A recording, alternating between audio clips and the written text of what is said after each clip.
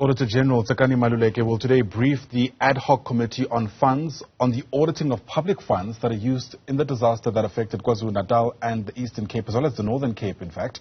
The AG will also release the interim report on what she's uncovered in terms of spending on disasters. Let's get you a sense of what we can expect. Kopano Gumbi is live to us from the capital ahead of that briefing. And Kopano, I wonder if there's any telling what the AG might say in the wake of reports around possible corruption insofar as these funds are concerned.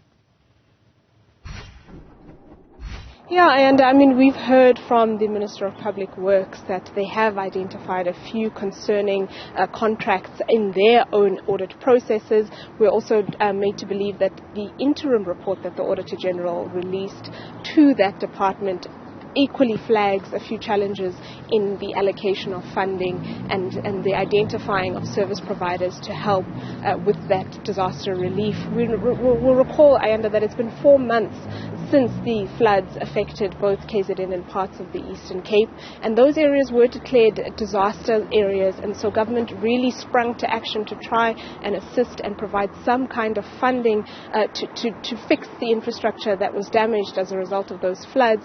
National Treasury making just 1 billion rand available. Up until recently, the National Treasury says they've only approved about 670 million of the billion that they allocated in order to be released to certain parts of KZN. And we also remember, Ayanda, that the KZN department itself told us that the total amount of damage is around 17 billion rand. And so there's a long way between the 1 and the 17. However, every effort is being made to try and help and recover some of what has been lost as a result of those floods. And the Auditor-General today just going to give us an update on exactly that, how that money has been spent, how it's been allocated, and though we are made to believe that they've flagged a few concerns around how some of the money has been allocated so far. Perhaps not all of that will have been incorrectly or misappropriated in ways, and we'll get to hear more of that when the Auditor-General starts to brief us in just about an hour. Yeah, and before that, another point of interest, Kopano, is around this being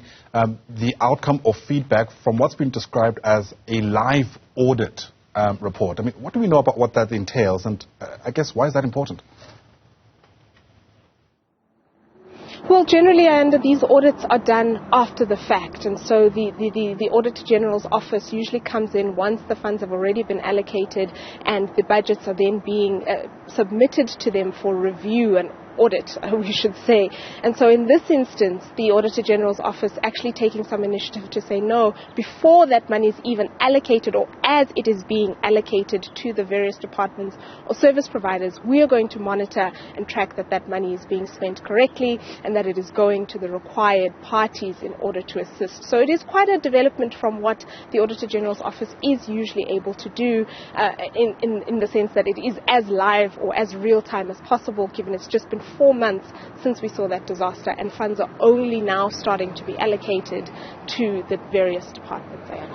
Kopano Gumbi, live to us there from a cold Pretoria this morning, a cold front making landfall earlier this morning. Kopano, thanks very much indeed. You can get warm as we prepare for that briefing, as you mentioned, in about an hour's time.